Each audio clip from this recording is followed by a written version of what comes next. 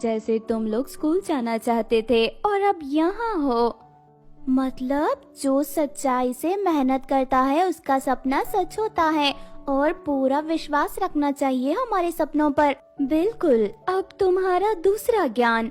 आज हम सीखेंगे कैसे कोई भी वस्तु को सोना बना सकते हैं। सभी परी छोटी छोटी छड़ियाँ लेकर मंत्र बोलने लगी। उनकी छड़ियों से रोशनी निकलने लगी और आम पत्थर भी सोना बन गया। तीनों बहनें ने भी छड़ी उठाई और मंत्र बोलती रही। धीरे धीरे उनके सामने रखा पत्थर सोना बन जाता है। तुम तीनों ने बहुत जल्दी सीख लिया। अब तुम ये विद्या अपनी अच्छी जिंदगी के लिए इस्तेमाल कर सकती हो। पूरा दिन तीनों बहनें नए नए जादू सीखती रहीं। रात को जब घर गईं तो उन्होंने एक नया प्रयास किया। तीनों बहनों ने एक साथ मंत्र बोला और एक छोटी सी थाली रखी। धीरे धीरे उसमें खाना आ गया, गरम गरम रोटी, सब्जी, दूध।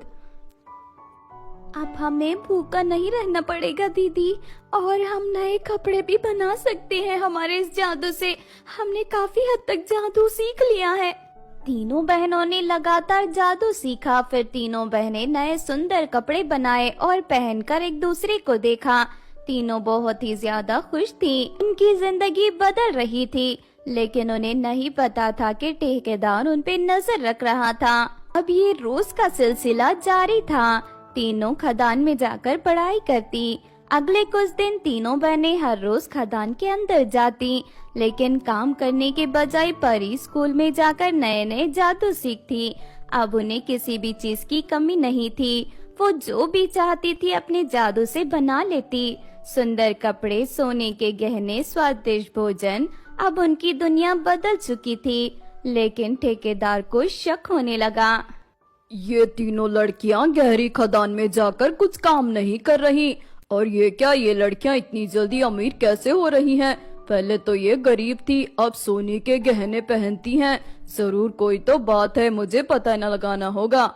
अगली सुबह जब तीनों बहनें खदान के अंदर गई तो ठेकेदार चुपके उनके पीछे पीछे चला गया। ठेकेदार उनका पीछा कर रहा था। उसने देखा कि वो एक गहरे सुरंग के अंदर जा रही हैं, लेकिन जैसे ही वो वहां पहुंचा उनके सामने एक अजीब सी जगह थी। वहां एक पुराना भूतिया स्कूल था। सुनहरी रोशनी की जगह अंधेरा था। ये क्या है? ये लड़कियां भूत प्रेत के साथ तो नहीं जुड़ी हुई हैं।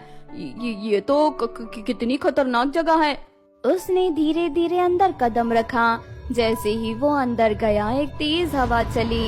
स्कूल की दीवारें पुरानी और जख्मी दिख रही थी। हर जगह खून के धब्बे थे। तभी एक तेज आवाज सुनाई दी।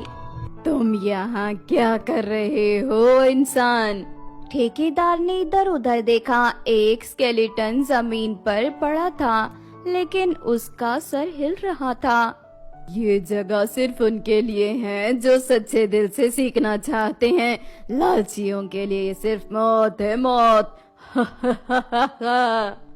ठेकेदार का चेहरा पीला पड़ गया। उसने तुरंत वहां से भागना शुरू किया। उसके पीछे एक अजीब सी हवा दौड़ रही थी। जैसे ही वो सुरंग के बाहर आया उसने बिना सोचे समझे उस जगह को पत्थरों से बंद कर दिया। अब कोई भी वहाँ नहीं जाएगा, वो जगह श्रापित है। दूसरी तरफ तीनों बहनें स्कूल में अपना अंतिम दिन गुजार रही थी।